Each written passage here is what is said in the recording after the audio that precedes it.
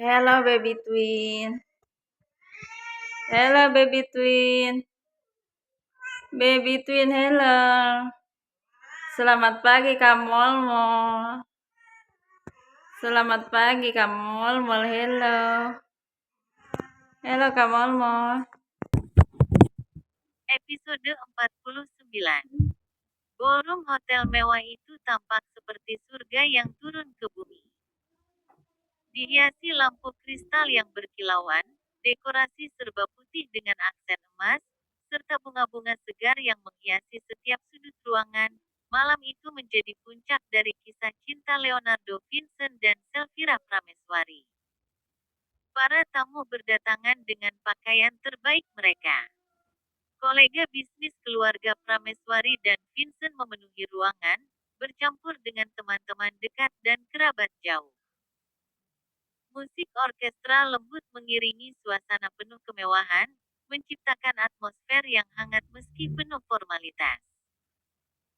Keamanan yang berjaga ketat di pintu masuk dan di sekitar ballroom memastikan bahwa malam ini berjalan tanpa gangguan.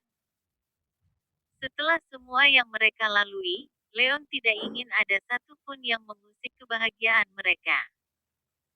Di tengah segala kemegahan, Selfira tampil anggun dalam gaun putih panjang dengan bordir berlian yang berkilauan di bawah sorotan lampu.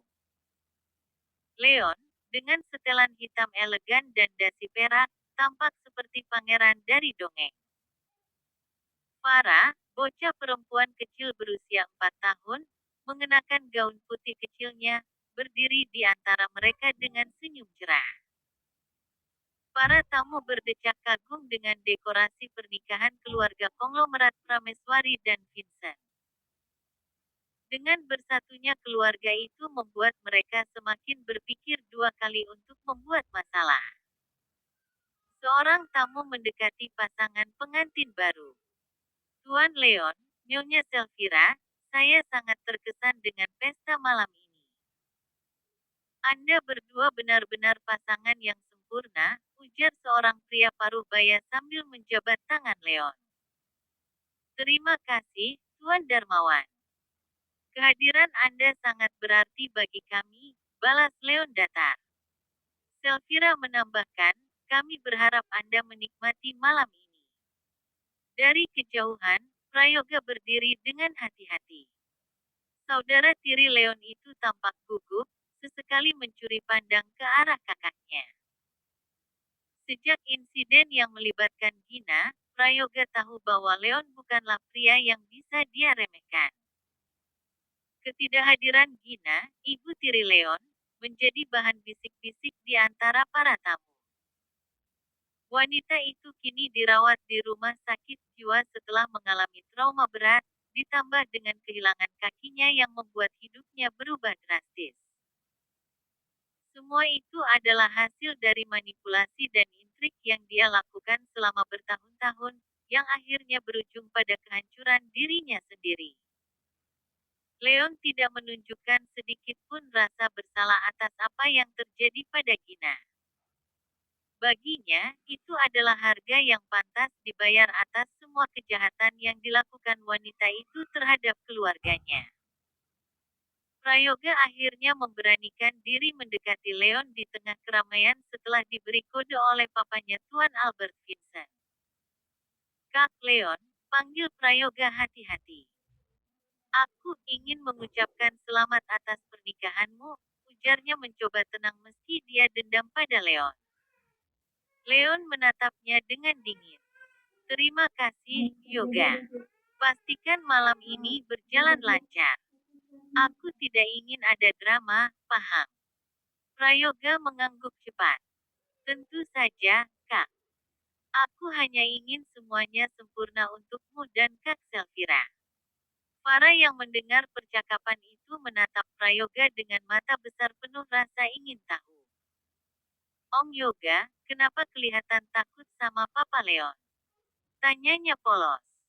Prayoga terkekeh gugup. Ah, tidak, Farah. Om hanya kagum sama Papa Leonmu.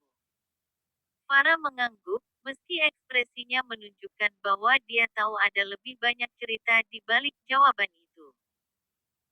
Bisik-bisik kecil terdengar di antara para tamu, tetapi tidak ada yang berani menghina Selfira karena statusnya yang janda.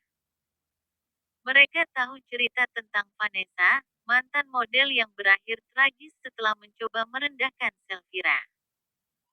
Desas-desus itu cukup untuk membuat para sosialita berpikir dua kali sebelum membuka mulut mereka.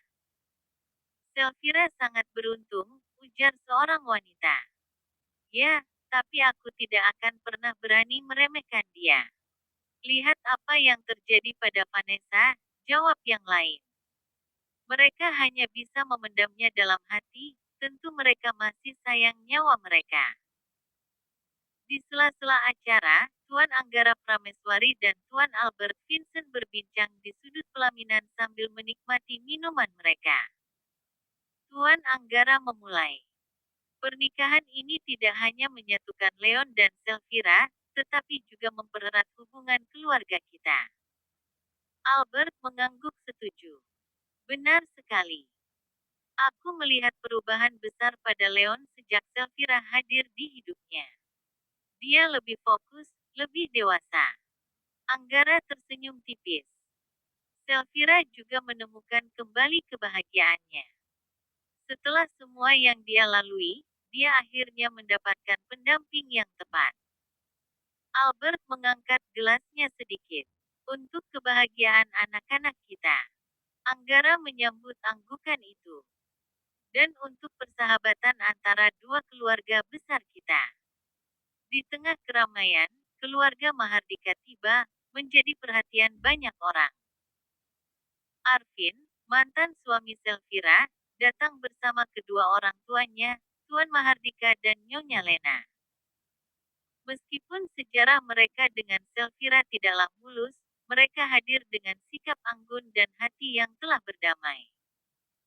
Tuan Mahardika tersenyum hangat ketika tiba di depan pelaminan. Selfira, Tuan Leon, selamat atas pernikahan kalian. Kami sangat senang melihat kebahagiaan kalian malam ini, ujar Tuan Mahardika datar namun tulus. Leon menjabat tangan Tuan Mahardika dengan tegas. Terima kasih, Tuan Mahardika. Kehadiran Anda sekeluarga sangat berarti bagi kami, balas Leon datar. Arvin menatap Selfira dengan sedikit canggung tetapi tulus. Selfira, aku ikut bahagia untukmu. Leon pria yang hebat. Dia pasti akan menjagamu dengan baik, ujar Arvin. Selfira membalas dengan senyum lembut.